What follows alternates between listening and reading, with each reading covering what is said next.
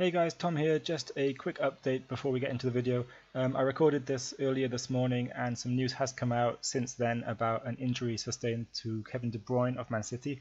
It looks like a bit of a serious knee injury could have taken place during training. So just wanted to put this little snippet in there before the video gets going so that you're aware of the injury before we get started. Obviously take that in mind when listening to anything that I mention in the video regarding Man City or Kevin De Bruyne. Alright, cheers guys. What's up guys, welcome back to the FPL Centre. My name's Tom, and of course there's a lot being discussed around the FPL community as we head into Game Week 2. Big decisions need to be made. Who are we going to start? Are we looking at any transfers? Big decision obviously being as well who are we going to captain. There's a lot of debate around that this week. Price rises happened earlier in the week for players like Pogba, Shaw, Mane, Richarlison, Pereira, Mendy, Neves, and the legend that is Wan-Bissaka. All those guys rose by 0.1 mil earlier in the week, like I say, and last night we saw a few price drops as well to players like Son, Martial, Fabregas, Phil Jones, and Sobby at Huddersfield. All those guys dropped by 0.1 mil, so already we're seeing some price changes very early, similar to last season, and obviously these things potentially affecting transfer decisions that we might be making down the line. Now, first thing I want to do today is just have a quick look at some of the key things to look for in each of the Game Week 2 fixtures. So let's just bring that up on the screen now. Okay, first up we have got Cardiff against Newcastle. Now, to be honest, I can't imagine there's much FPL relevance here. Maybe a few people starting Lee Peltier at right back for Cardiff out of necessity. I kind of have to imagine that Cardiff are going to be well up for their first home game of the season, and obviously they're going to want to improve on last week's performance against Bournemouth. So I guess there is a small chance of a clean sheet, but the way that Cardiff played against Bournemouth doesn't really give too much hope for that. And another thing you have to be aware of, obviously, Lee Peltier, his disciplinary record, he is a little bit of a yellow card magnet. He already picked up a yellow card in last week's game against Bournemouth, and throughout his career really has always got a bit more attention than you might like from referees. So just be aware of that if you are looking at starting Peltier. Obviously I think he still just about makes a better start this week than Wan-Bissaka, who faces Liverpool, just because the chance of the clean sheet is much higher for Cardiff against Newcastle. On the flip side, obviously Newcastle, I don't think many people are owning too many of their players either. Some people might have a bit of Kennedy ownership, some people might have a Jose Perez, maybe Rondon, I don't know, but I can't imagine too many people getting involved in this game from an FPL perspective. So I'll just leave it at that. Don't really see much of relevance, like I say, and we'll just go on to the next game. So next up, we've got Everton against Southampton. Big talking point here, obviously, is whether Richarlison can continue his great start to the season after the 2-goal performance against Wolves last week. And obviously he picked up a little bit of a knock towards the end of that game. It seems like the injury turned out just to be a bit of cramp. Saw pictures kind of going around Twitter where he looked as though he was back in training earlier this week, so it doesn't seem like there's too much to worry about there, but something to keep an eye on just in case he pulls up a little bit early in the game. Potentially not quite fit enough to see a full 90 minutes just yet, but he seemed like he was in good form and everything, so like I say, the main thing is just to see whether he can continue that. Another big talking point around Everton is whether we're going to see some new signings involved this week. Obviously Jagielka saw the red card last week, so maybe Yerry Mina is going to step in for his debut at centre-back. It'll be interesting to see how he performs on his debut after a pretty impressive World Cup where he scored a few goals there for Colombia. Now, probably going to have to keep an eye on the kind of press conferences later in the week for any clues around some of the other signings like Bernard, Andre Gomez, Dean and Zuma, who they recently got in on loan from Chelsea, who by the way is not actually in the FPL game as of recording. So it'll be interesting to see if FPL get him included in the Everton squad ready for the game week. Southampton, on the other side of this game, obviously, big question is whether Cedric's actually going to be able to play 60 minutes this week. Obviously trolling a lot of people last week, missing out on that clean sheet because he got subbed off just before the 60-minute mark. How involved is Danny Ings going to be as well? Obviously he's looking like he could potentially be a great option at 5.5 mil if he can get some regular playing time and a bit of form going for Southampton.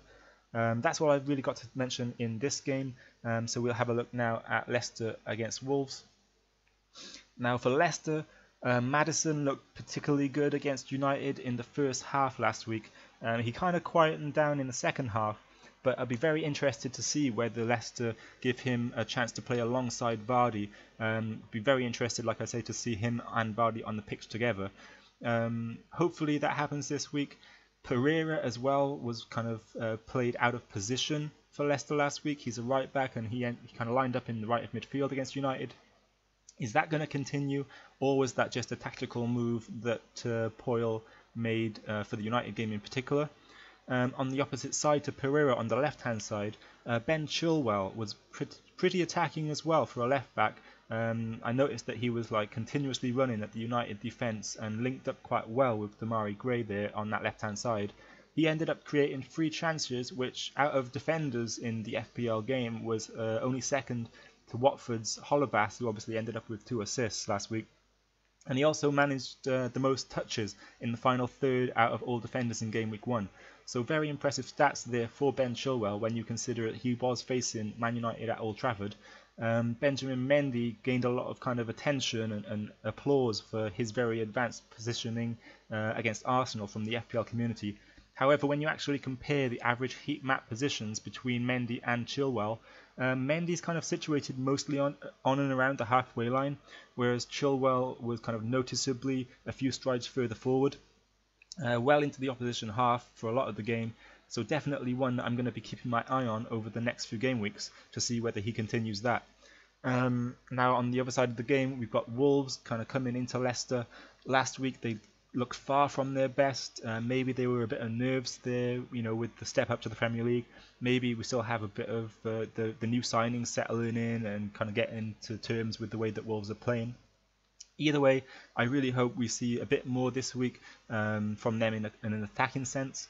It's going to be interesting to see whether Neves is going to perform again, or if he's just going to be like a one-week wonder type player.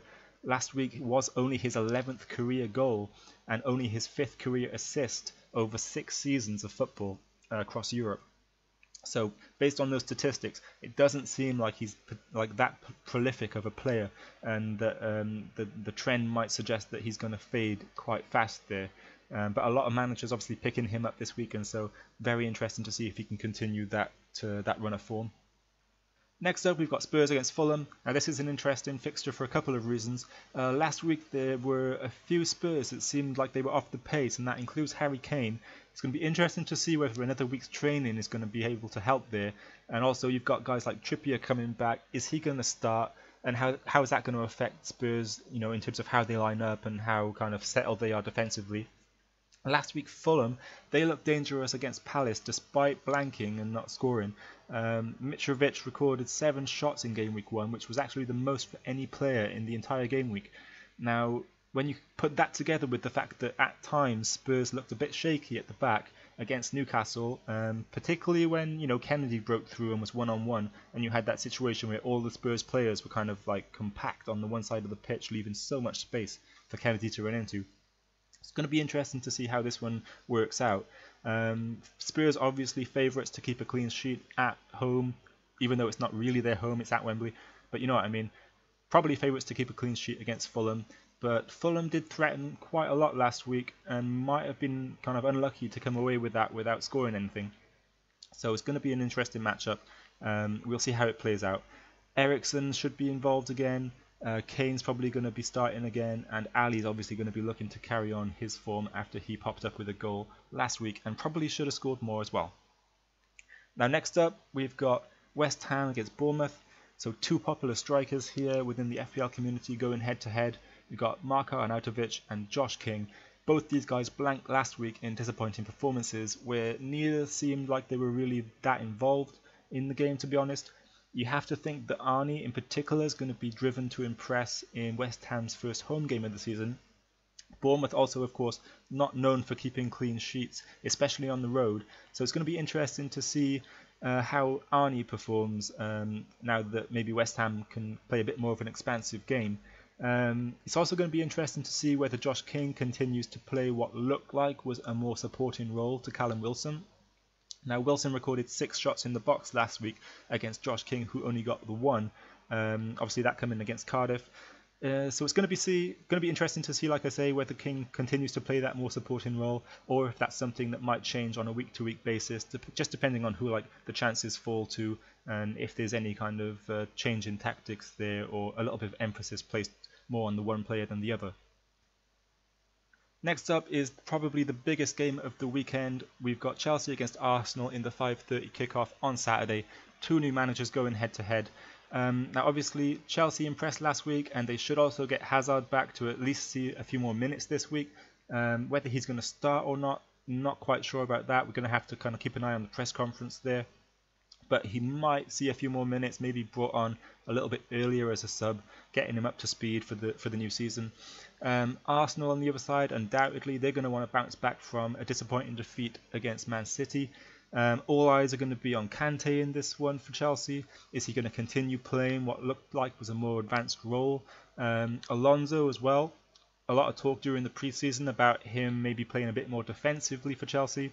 But last week he won a penalty after getting in the box and also hit the bar. So it doesn't really seem as though he's playing too defensively. So it's going to be interesting to see whether he keeps up the kind of attacking flair there. Are Arsenal going to stay the same as far as how they line up, or are they going to bring Lacazette in? Because from what I saw of the game last week, Arsenal did seem to threaten more when Lacazette was introduced kind of as a substitute. So it's going to be interesting to see whether Emery decides to play Lacazette and Aubameyang together in this one. But yeah, that's it for the Saturday's games, and then let's have a look at the Sunday. So Sunday we kick off with Burnley against Watford in the 1:30 kickoff. After a goalless start, Burnley are going to be keen to record a home win to get their season on the right track, with the usual focus, of course, on keeping things tight at the back. This will, however, be their first Premier League game off the back of Europa League action, playing Istanbul on Thursday, of course. And they do have a pretty small squad, so it's going to be interesting to see how they handle that. There's obviously then the increased risk of players picking up knocks in that extra fixture as well. So keep an eye on that game on Thursday night if you own any Burnley players. And also keep an eye on the press conference if Sean Dyche gives any indication that some players might be rested going into the weekend. Watford, of course, they're going to be looking to carry their form into the next game after an impressive win in game week 1. All eyes are going to be on Roberto Pereira following his 2-goal contribution against Brighton last week, and also if the 34-year-old Jose Holebas can follow up on his 2 assists and clean sheet performance with the rest of the Watford defence, and of course Ben Foster. Now, one thing to look out for here is also the fact that Watford have failed to score in their last 2 away games against Burnley in the Premier League, and haven't scored away from home in the Premier League at all since the 2nd of January 2018, and that's 8 Premier League away games that they failed to register a single goal. So not looking too good there for Watford coming up against the stingy defence of Burnley, but who knows, it might be a new season and a new way of doing things for Watford. Next up is the Man City game against Huddersfield. Big talk about whether Pep's going to rotate. I don't think that's likely after just 1 week. Earlier in the week we saw David Silva announce his international retirement and is potentially on the way back from injury, ready to see a few minutes. Kevin De Bruyne came off the bench last week, of course. He might be ready to start. Sane came off the bench last week. He's going to probably be eager to start. Bernardo Silva, he's obviously going to want to keep his place. And there's a lot of competition for a very limited number of spots there in that Man City side. Now, Mahrez did not really impress in either the Community Shield or the Game Week 1 fixture against Arsenal. It potentially is the case that he's still betting in after obviously signing from Leicester, and Pep might be willing to give him more time, obviously since he's a new arrival, and obviously expects him to maybe need to bet into that side a bit more. Now, this fixture was 0-0 the last time these guys met at the Etihad, Huddersfield holding Man City to the draw there back in May of last year. But obviously the situation was very different back then, with City having already won the title and Huddersfield was fighting for survival at the time. So this time around you have to imagine City should be all out to win this and get an early lead in the title race. I don't really think Huddersfield are going to be able to hold off the Man City onslaught this time, particularly after last week's performance against Chelsea, where they didn't really offer much at all. And Chelsea kind of eased their way through that game pretty comfortably. So a lot to look at here in terms of Man City assets. How the rotation is going to work. Very, very keen to keep an eye on the press conference from Pep this week, if he gives any indication on who might be starting and who might be benched. Like I said before, I don't think we're going to see too much rotation after just 1 week, but it'll be interesting to see nonetheless. Next up, on Sunday, the 4 o'clock kickoff sees Brighton at home against Man Utd. Now, Brighton will be keen to kind of kickstart their 2018-19 campaign after failing to register a single shot on target in game week 1 in their game against Watford there. It'd be interesting to see if any of their new signings are introduced for this one. Obviously, Alireza Jahanbakhsh, I hope I'm saying that right. Obviously, he is one of the key signings coming in from the Dutch league there. He seemed to have a good return on both goals and assists last season in the Dutch league. So it'll be interesting to see whether Chris Hughton kind of gets him involved this week off the bench. Unfortunately for them, unfortunately for Brighton, they do come up against Man United and the world's best goalkeeper in David De Gea.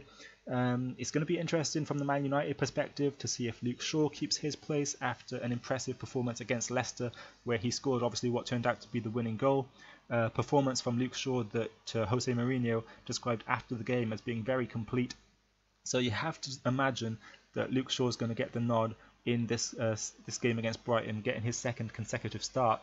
Ashley Young could be fit and ready to start, so there is a small risk that he comes in for Luke Shaw, but I think I have to say that it's probably more possible that he plays at right back ahead of Matteo Darmian, with Luke Shaw staying at left back.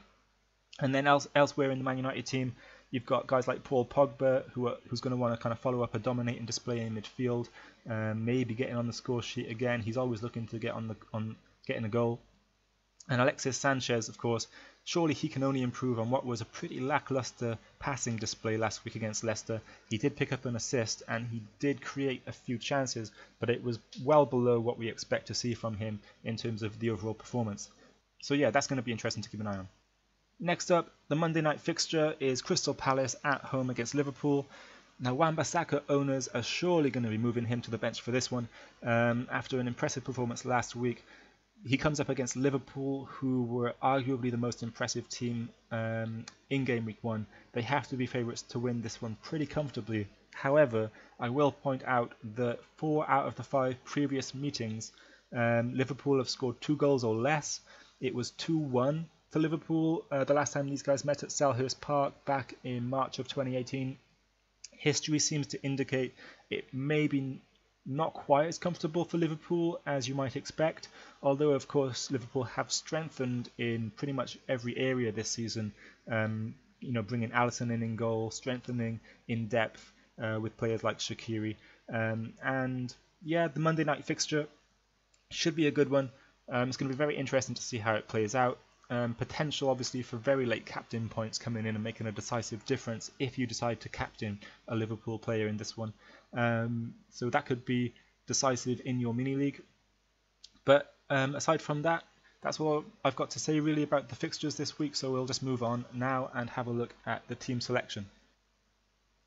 So this is it. This is the team as we head into game week 2. Obviously, Fabianski comes into the team as planned to face Bournemouth, while Vicente Guaita moves to the bench and is, to be honest, going to be a likely transfer out next week, since it seems as though Hennessy has won that starting goalkeeping job at Palace for now. So we bring Fabianski in for the home game at Bournemouth, looking for a potential clean sheet there, at least a good number of save points. In defence, we have Robertson and Mendy both keeping their place in the team this week after excellent returns last week as they face Huddersfield at home and Palace away respectively. Hector Bellerin comes into the team as well for Wan-Bissaka, who, like I mentioned, faces Liverpool. I don't think Wan-Bissaka is going to return much there from a defensive or attacking perspective. There is a possibility, of course, of Peltier, like I said, starting ahead of Bellerin, just because of a decent chance of a clean sheet, but he's first sub for now. At the moment, I'm thinking of running with Bellerin just because last week he did get forward, he got a shot on goal against Man City, And if he's going to continue playing in that kind of more advanced fullback role, there's a potential chance for some attacking returns against Chelsea, who are potentially still getting settled under Sarri and the new system there. So that's my thinking for the defence. So in midfield, as you can see, no change from last week, as Salah, Jota and Bernardo Silva all retain their places. Hopefully Salah can kind of continue his goal scoring form against Palace this week, despite, like I mentioned before, Palace's impressive defensive displays of late. I'm going to be eager to kind of keep an eye on Diogo Jota this week. Another quiet performance from him could see a transfer made in midfield to go along with the transfer that we're planning at goalkeeper. Eriksen was unlucky not to return anything last week against Newcastle. He created plenty of chances there, and the home game against Fulham offers a great chance for him to score some points after Fulham's 2-0 loss against Palace in game week 1 kind of showed up their defensive vulnerability. Bernardo Silva, he looks like one of City's best players right now, to be honest, and due to that I don't see much risk of him being rotated. You never really know with Pep Roulette though. I'm going to be hoping for consecutive weeks of returns from him. He's obviously going to want to cement himself in that lineup ahead of the 33-year-old David Silva this season. Now as for forwards, no change here either. Marco Arnautovic and Josh King keep their places after a disappointing game week 1 showing from both those guys. West Ham and Bournemouth face each other in game week 2. So ideally we're going to want both players to find the score sheet, find the back of the net at least once there, with of course Fabianski picking up a good number of saves in the process. Now Sergio Aguero, he joins them to lead the line, and it's probably the favourite for me to return the biggest points tally this week in his home game against Huddersfield, who conceded 3 against Chelsea last week. So finally, just going to have a quick chat about the captain selection. There's been a lot of debate on Twitter about this, but for me, game week 2 will see the captaincy moved away from Mohamed Salah and onto Sergio Aguero, as like I said, I think he offers the potential to return the biggest point score in game week 2 in that game against Huddersfield at the Etihad.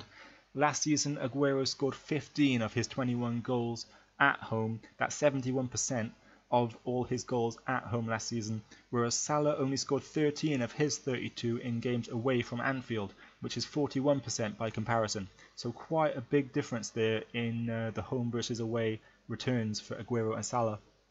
Obviously, Aguero also started every home game that he was fit and available for, and he only played less than 75 minutes against Arsenal, United and Spurs last season. So, I mean, he's starting every game, he's playing at least 75 minutes, and he's scoring 71% of his goals at home. Rotation is not a worry for me this early in the season, like I've said. I think Aguero is going to be the best bet, and so I'm going to go with him. The growing defensive form, like I mentioned before as well, of Crystal Palace does kind of concern me. It's in the back of my mind regarding Mo Salah. They ended last season by keeping 3 clean sheets in their last 4 matches and managed another one last week against Fulham. And like I mentioned before, 4 out of the 5 previous meetings against Liverpool have seen Liverpool score 2 or less. So Mo Salah, he might get a goal, he might get a return, he might get a goal and an assist. I don't see him getting a double point score though. I can see him potentially scoring between 6 and 10 points this week, whereas Sergio Aguero, he's the one who has that hat-trick potential in the game against Huddersfield, and I really want to kind of capitalise on a potentially massive performance there from Aguero. So let me know in the comments who's going to be your captain as we go into game week 2. If you liked the video, give it a thumbs up, subscribe for new content every week if you're not already doing so, and follow me on Twitter for updates. That's going to be it from me guys for today. Good luck in game week 2, and I'll catch you later.